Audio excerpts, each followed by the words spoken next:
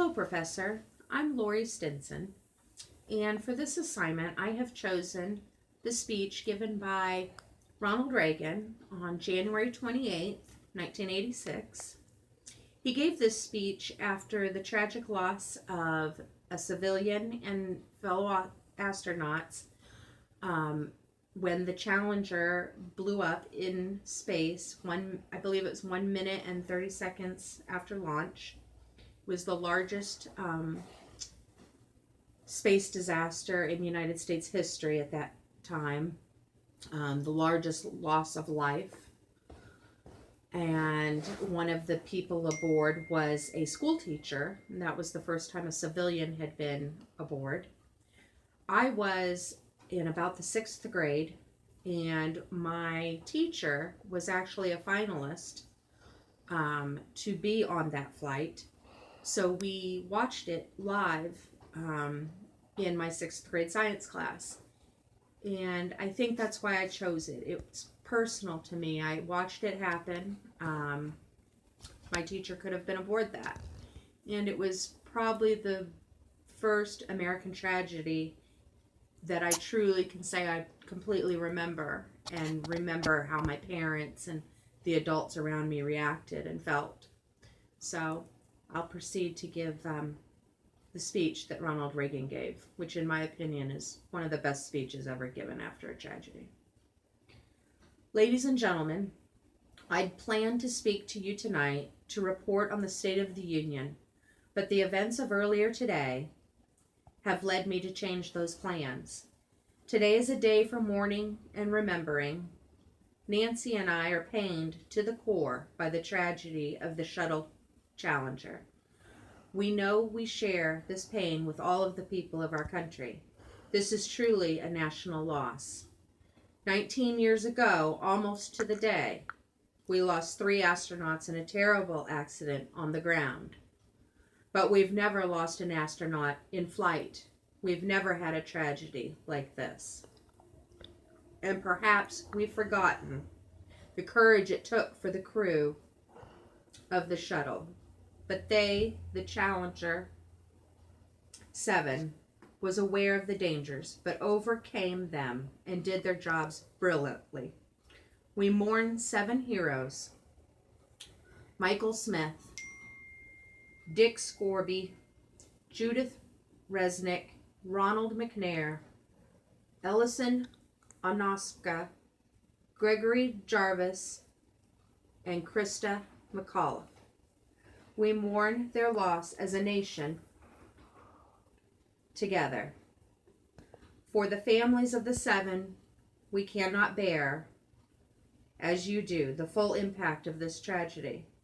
But we feel the loss, and we are thinking about you so very, very much. Your loved ones were daring and brave, and they had that special grace, that special spirit that says, "Give me a challenge, and I'll meet it with joy." They had a hunger to explore the universe and discover the truths. They wished to serve, and they did. They served all of us. We've grown used to wonders in this century. It's hard to dazzle us.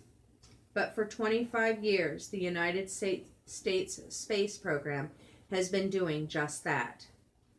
We've grown used to the idea of space, and perhaps we forget that we've only just begun. We're still pioneers. They, the members of the Challenger crew, were pioneers.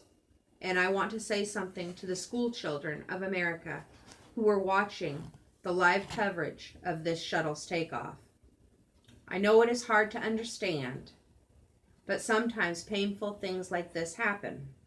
It's all a part of process of exploration and discovery. It's all a part of taking a chance and expanding man's horizons. The future doesn't belong to the faint of heart. It belongs to the brave. The Challenger crew was pulling us into the future and will continue to follow them. I've always had great faith and respect for our space program, and what happened today does nothing to diminish it. We don't hide our space program. We don't keep secrets and cover things up. We do it all up front and in public. That's the way freedom is. And we wouldn't change it for a minute. We'll continue our quest in space. There will be more shuttle flights and more shuttle crews. And yes, more volunteers, more civilians, more teachers in space. Nothing ends here. Our hopes and our journeys continue. I want to add that I wish I could talk to every man and woman who works for NASA and who worked on the mission and tell them, your dedication and professionalism have moved and impressed us for decades. And we know of your anguish. We share it. There's a coincidence today. On this day, 390 years ago, the great explorer Sir Francis Drake died aboard ship off the coast of Panama.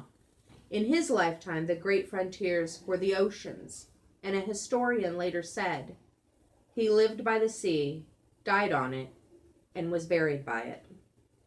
Well, today, we can say of the Challenger crew, their dedication was, like Drake's, complete. The crew of the Space Shuttle Challenger honored us by the manner in which they lived their lives. We will never forget them, nor the last time we saw them. The morning as they prepared for their journey and waved goodbye and slipped the surly bonds of earth to touch the face of God. Thank you.